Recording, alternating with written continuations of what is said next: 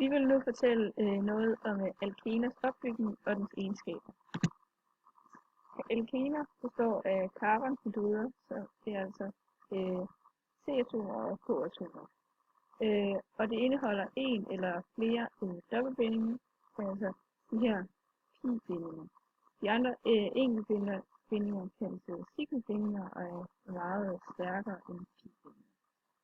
Der er en generel formel, hvor man kan beregne, hvor mange molekyler der er, og den hedder så CnH2n. Yes. Så er der navngivningen af alkener. Navngivningen af alkener er lidt ligesom navngivningen af alkaner, men man skal bare bygge lidt mere på. Det første man gør, det er at man identificerer, hvor dobbeltkæden eller dobbeltbindingen er på den længste kæde, og så tæller man derfra for at finde ud af, hvilken man skal give den.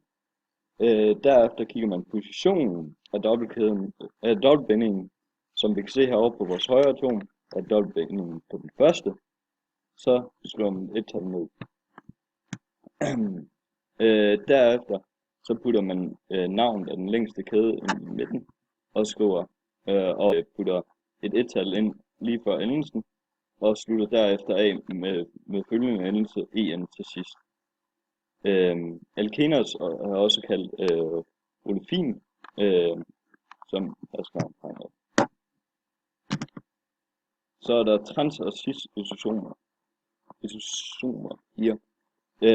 Der er en lille forskel på de her to, det er, at cis, de sidder på langs med hinanden, hvor trans, de sidder på kryds af hinanden. Så har vi fremstillingen af alkaner.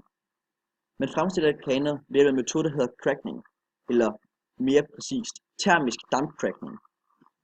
Første omgang, så er den termisk, fordi man bruger varme til at adskille alkenen fra de længere og de kortere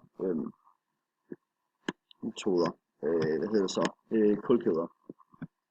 Dernæst så bruger man damp derinde, hvor man cracker for at mindske brugen af produktet af kul. Selve cracking som koncept går ud på, at man bryder længere alkener eller carbonhydrider ned til mindre kæder. Alkeners fysiske og kemiske egenskaber ligner rigtig meget dem alkanerne har.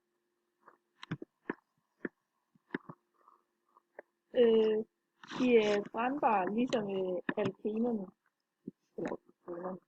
Ja.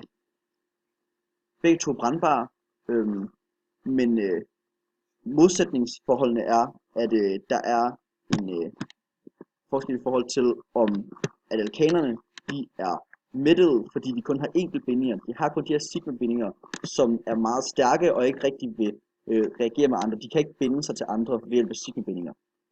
Alkanerne derimod, de har en dobbeltbinding, det vil sige, at de kan, altså er ret svage, det vil sige, at de kan sådan brydes op, og så kan alkanerne forbinde sig med andre molekyler ved at ligesom lave to enkeltbindinger af den her dobbeltbinding. Derudover så er der en forskel, så derigennem er der så en forskel på alkener og alkaner, i og med at alkener selvfølgelig er mere reaktionsdygtige end alkaner, når de har den her ekstra mulighed for at binde sig til andre molekyler. Den sidste forskel, det er, at der er en lille forskel i koge- og smeltepunkt mellem alkener og alkaner, hvor alkanerne de har et lidt lavere smeltepunkt end alkener, og det samme med kogepunkt, fordi alkener har den her ekstra binding, som er svær at nedbryde.